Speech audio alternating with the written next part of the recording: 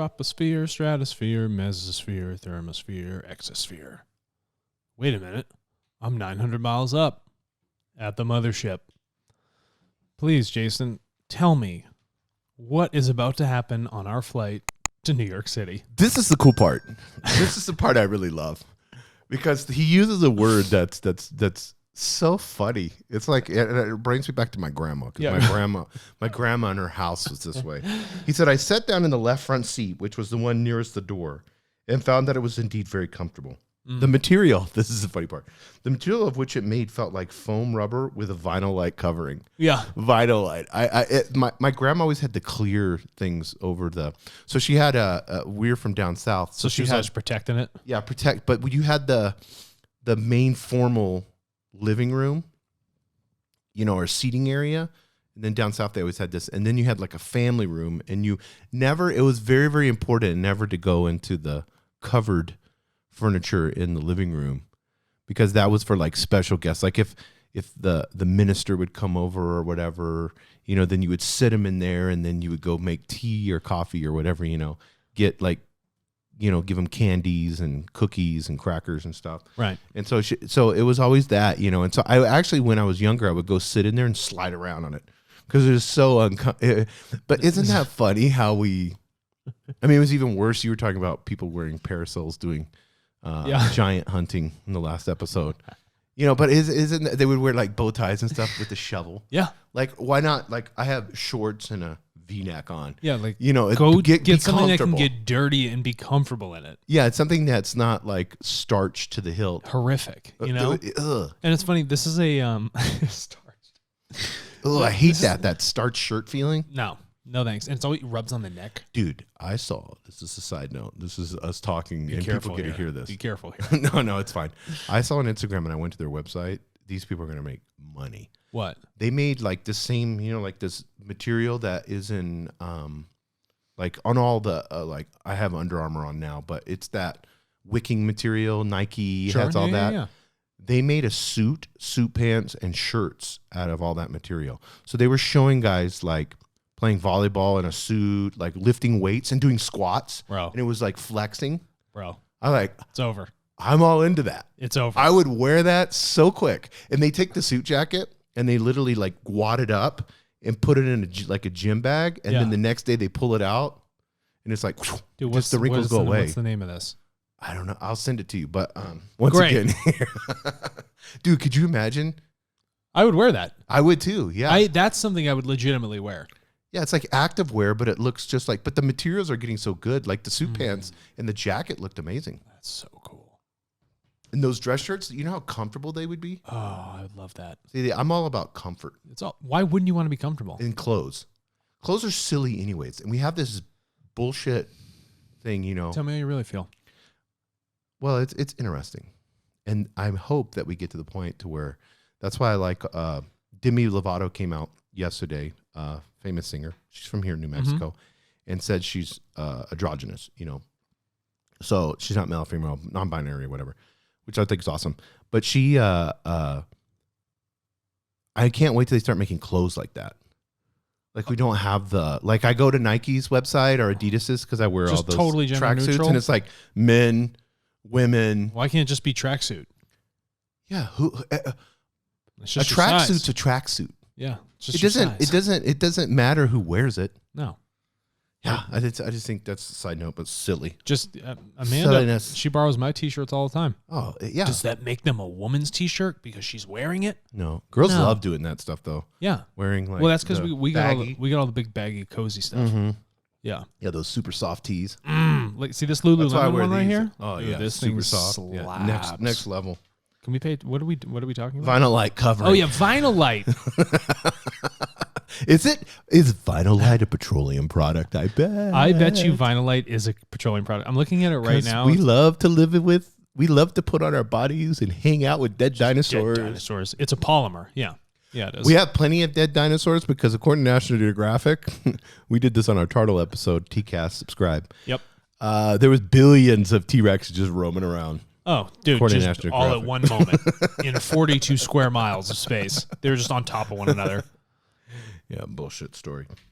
Vinyl light covering. However, there was no seams or joints such as an outer covering would require. So the material, whatever it was, probably had been molded into its frame in a single operation. Imagine that. 3D printing. That's what I thought of. It's recently. not even 3D printing. It's mold printed.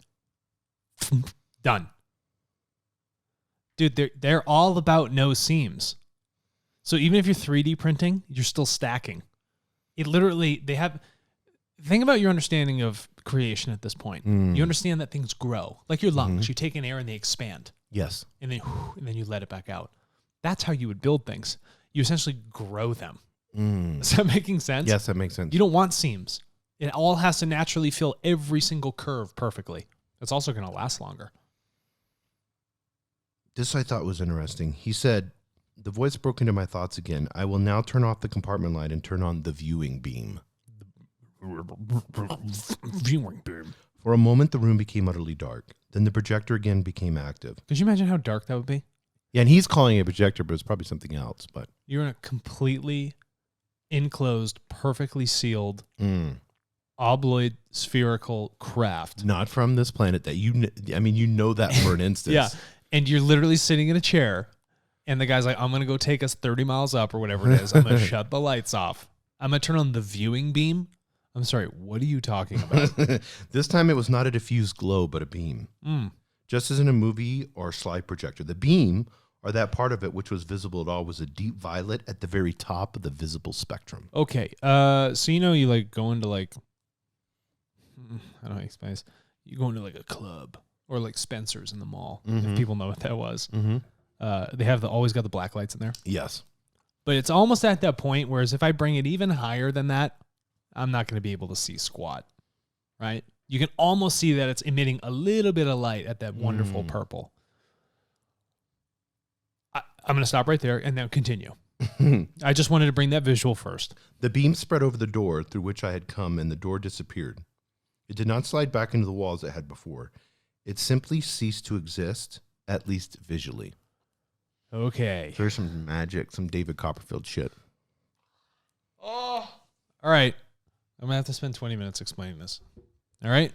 So, let's hold the phone here. I'm emitting a very high frequency color, which is this purple at the high end of the spectrum. It means it's moving very quickly in a short wavelength. There's much energy that goes with it.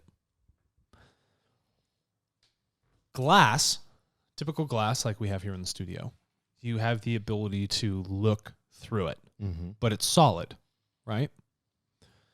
The way that the glass has cooled in its atomic structure creates a crystalline lattice that allows photons of light to move through.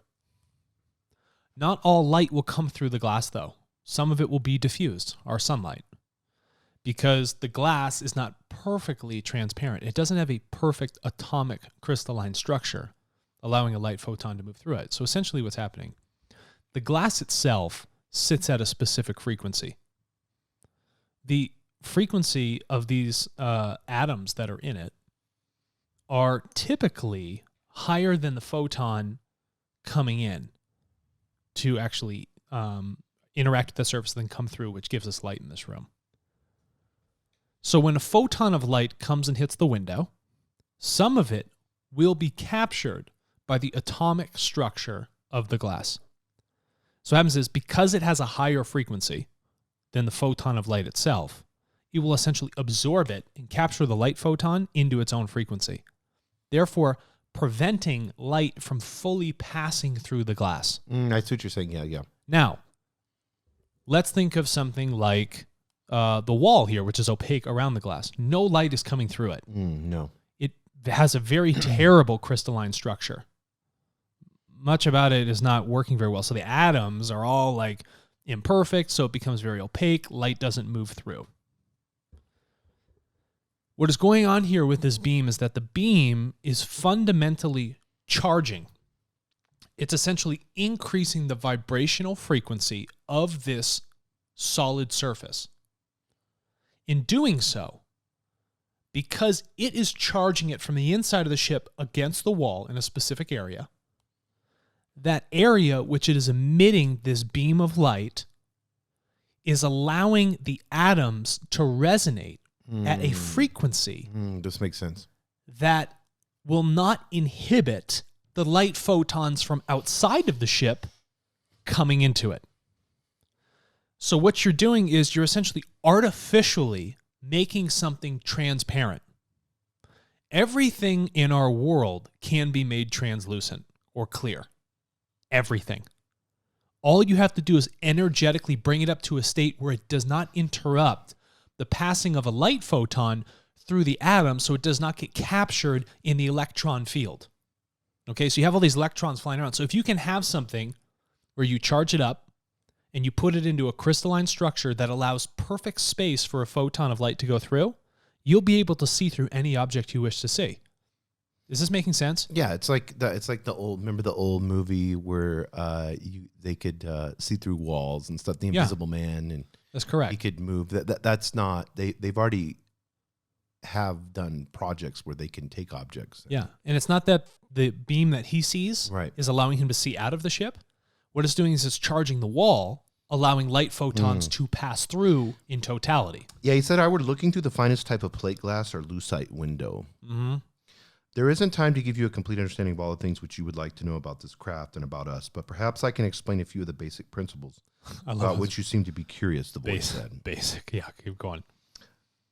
I was just beginning to realize that the words which I had been hearing were not coming to my ears as sound waves, but rather were originating directly in my brain. So there's a change that's happened. There's actually an instance of telepathy that was occurring. You know when you have your thoughts, you're reading to yourself or thinking or speaking to yourself? Imagine that, but it's somebody else's voice. Interesting, huh? Yeah, no, I love that. And you wrote a lot of, because you just explained it. So you wrote a lot of notes and stuff like that in the book, which I thought was interesting. I was trying to, it's one thing for someone to talk about it, but then if you actually draw it out in a physical nature, like you work better when your hands on with something. Yeah. When I just hear something, it's not totally abstract, but I can also refine it and understand it better if I actually draw it out to see how that thing works. The voice says, as a rough analogy, the system could be compared to the carrier wave of one of your radio broadcasting stations, and the modulation is applied upstream, as it were, instead of at the source of the carrier. Okay, so, all right. So that helped me kind of understand it a little bit. But people don't understand the modulation or the Right. upstream or downstream. I'm a radio station. I'm playing a record. I am essentially emitting from my radio antenna. The difference here is that you're a crystal emitting frequency. you're a crystal emitting frequency. Right. But now there's another crystal that is upstream. Mm-hmm. They are going to change their modulation of what they are sending out so that the 99.7, whatever frequency you're at, they're going to come in and use that frequency to send the message back into a radio station. Yeah. Radio stations are typically emitters. Yeah, because you can buy crystal radios. And they used to sell them back in the days, and they were just a crystal. They even have like rocks that pick up radio stations. Yes. Crystals that pick up radio stations. So now it's just emitting this weird sound from... Right. So they're just talking about we've modulated the frequency. We've changed it so that we can actually send it back. And so if your head is thinking a thought, emitting like a radio wave thought, there's a lot going into this. The fact that they say that you are some emitter that sends information downstream, that means every single one of your thoughts is projected out electromagnetically. Yeah, but I was thinking more on the upstream side. So, because we're always downstream, especially in our, like you said, we have this powerful antenna. We're emitting that frequency. And then from there, you can have, we'll have relays or what do you call those? Repeaters That allow you to send the distance further. Yeah. And so that's like there. And then everything is always downstream. So to think upstream from that this now you start thinking in like, well, how does that accomplish? Which is what they're doing with this craft and the mothership. Yeah. The mothership that's upstream. It's all one and the same. Yeah. Yeah, which blows your mind if you really start thinking. Everything they do is in balance. But the most important part about this, frankly, is not the fact that he's getting telepathy from them from electronic modulation of this frequency. It's the fact that our brains are constantly emitting our thoughts. People just do a poor job of picking up on them. Does that make sense? No, that makes perfect sense. Every thought you have is emitted. Fucking think about that. You thinking about it? Because your thinking is emitting more of those energy waves. Yeah. No, I mean, and that's been proven. So it's just not amazing. Yeah. And then he says, if you are ready, I will now start the craft. Not ready. Instinctively, I braced myself in the seat and gripped the sides with my hands. A moment later, the ground suddenly fell away from the ship with incredible rapidity. Rapidity. Yeah. Mm-hmm. I say that the ground fell away because I did not feel the slightest sense of motion myself. And the ship was steady as a rock. Yeah, I'm sorry, you can't jump over this. What's the very first thing he said? It fell. Mm-hmm. The ground fell away, yeah. There's a very interesting aspect to using anti-gravitational technology that we are not used to. Typically, we push away from the ground. Right. Because the force of gravity is always pulling us towards it. But what happens when you're generating your own gravity? You're essentially falling away from one gravity into another. Mm. This is a very specific statement, and it's so easy to fly by it, no pun intended, but it bakes in a lot of physics just into the aspect of you falling away from the planetary body. And I will talk into how they, in a little bit more of detail about how the craft is actually working with its directional technology of anti-grav, but I just want everyone to just be aware of that. He said a few seconds later, the lights of the town of Las Cruces came into view in the lower left-hand corner of the window. And I know that we had risen at least 1,000 feet those 2 or 3 seconds. 1,000 feet every 2 seconds? Are you kidding me? Do you know how fast that is? The viewing screen was now pointed southeast, and it stopped revolving. The surface of the Earth appeared to be glowing with a slightly greenish phosphorus. At the same time, the sky outside of the ship became much darker, and the stars seemed to have doubled in brilliance. So because we're down here on Earth, our atmosphere, remember I talked about with our window? It's diffusing light. The stars are much, much brighter once you leave our atmosphere. And that greenness is charge in our ionosphere. Yeah, he said, we must have entered the stratosphere, I thought. If so, we must have risen more than 10 miles in what could have been more than 15 or 20 seconds. It's just, frankly, amazing. Yet, I have not felt the slightest sensation of acceleration. No. Well, you're not actually accelerating. And he said, the voice said, you are now about 13 miles above the Earth's surface, and you are rising at approximately 1/2 mile per second. Dude. Half a mile every second? Every 2 seconds, you're moving a mile? But the voice said, we had brought you up rather slowly so that you could have a better opportunity to view your local cities from the air. Slow. Yeah. Slow. This is great. And he said, we will take you up to 35 miles for the horizontal flight. At that level, the residual atmosphere is attenuated to a degree which offers no appreciable resistance to the motion of the craft. Yeah. This was interesting to me. Attenuated is, what they're saying is that there's an area where the atmosphere is going to be perfect for us to travel through for 2 reasons. One is because of friction, and the other one is because of the electrical charge received sitting in that area of our ionosphere itself.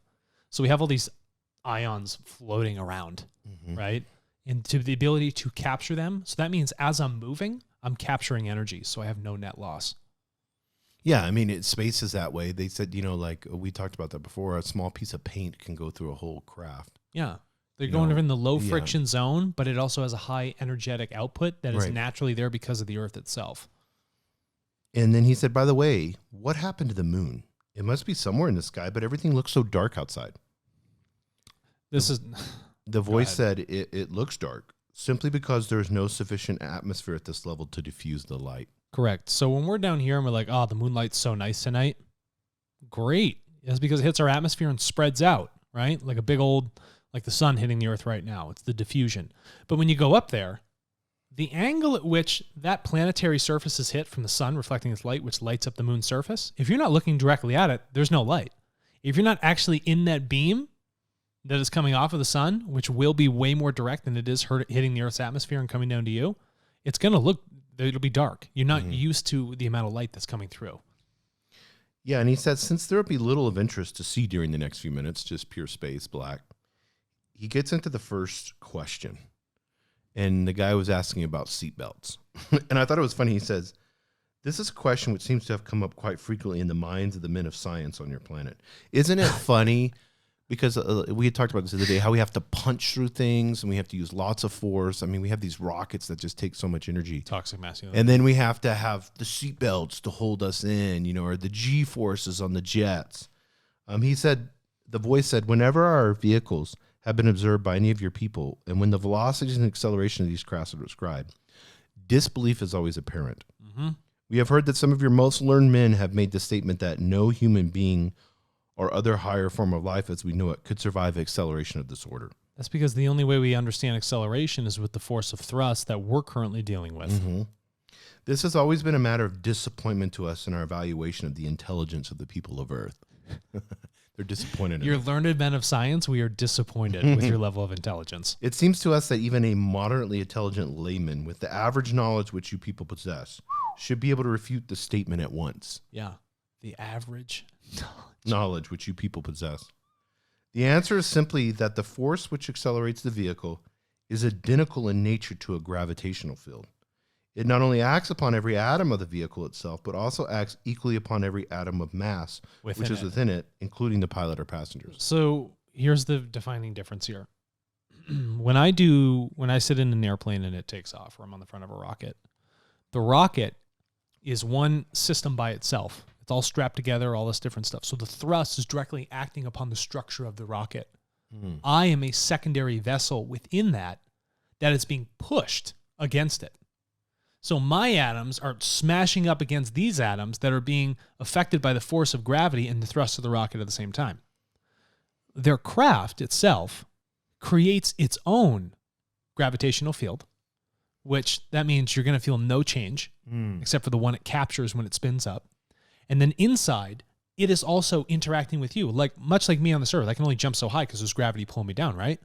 Well, the same thing's going on inside the ship. Because the craft itself is netting out the gravity of Earth, the effect of Earth as you're moving quickly will have no effect on you because you've now created your own gravitational field that you move with because it acts on you at an atomic level, not on a level of what our material science currently does with the thrust of rockets, right? Or right. jet That's engines. what, and he talks about this. That's what creates that feeling of acceleration. Yes, correct. Yeah. Or crushing of the body. Crushing blackout. Crushing of the body. He says our only limit of acceleration is the limit of available force. Dude, this is a wonderful, wonderful thing. The limit of available force. Their force is generated by the amount of essentially photons of light that they're emitting out of this thing. These light photons, it's creating this light field, this electromagnetic light field. Their force is an electromotive force. It's dealing with these fields that are coming out. So if we increase that field and we continue to increase it, that determines our speed. So that means that we can move further beyond the speed of light itself. We're going to continue to increase essentially our gravitational mass that we have on our ship so that it penetrates past that first barrier and we just continue to rip through and move as quickly as we need to. Yeah, and he gets into pretty heavy about why you're not, free falling and all that stuff with the seats. But he says this, when traveling between planetary bodies, far from any source of natural gravity, we find it necessary for practical reasons to reproduce this force artificially. Yeah, of course. Listen, I'm floating around in space, but I got my anti-grav machine. Well, I still don't want to fly around within the craft because there's no gravity within the area of space or microgravity. So how do I create an artificial gravity inside the craft itself that allows me to walk around, even though the craft on the outside is not bound by any other gravities that are happening? Yes. Does that make sense? Yes. It makes it comfortable and livable. Well, he said this, the gravity to which we are accustomed is but little more than 1/2 of that which exists upon the Earth. So I want to stop there because this planet that they're from has half the gravity what we have. Well, no wonder it would be easy for them to evolve into space travel pretty quickly, right? Which would tell me, no. In a sense, if they took the same path that we did of creating rockets first, yes. Yeah. But you're assuming that they did. Oh, I see what you're saying. Yes, yeah. Okay? Not everybody evolves like us. Right. But what that tells me is that the planet is albeit smaller. The planet has less mass. Mm-hmm. Or the planet is not smaller, it's just hollow on the inside. There's a couple of different options that can happen here that would affect them to have half the amount of gravity that we would have. Does that make any sense? Yeah, because he says, if we were to land now upon the surface of your planet and leave the protection of our ships, the high gravitational force would put a severe strain upon our internal organs, which in a few days would produce serious illness and eventually death. Yeah. This is not merely calculation. We know it to be true because it had been tried several times in the past. Isn't that bananas? So these guys like say, hey, let's hop out. They're advanced, but they learn just as much as we do. And then he goes into, when the time comes, it is our hope that you and a few other members of your race who have been willing to retain an open mind will be able to assist us in bridging the considerable gulf which exists between our culture and yours. I thought this was amazing. Yeah. As I explained before, we will never attempt to force either our knowledge or our culture upon you, and will never come to your people unless there is substantial evidence that they desire it.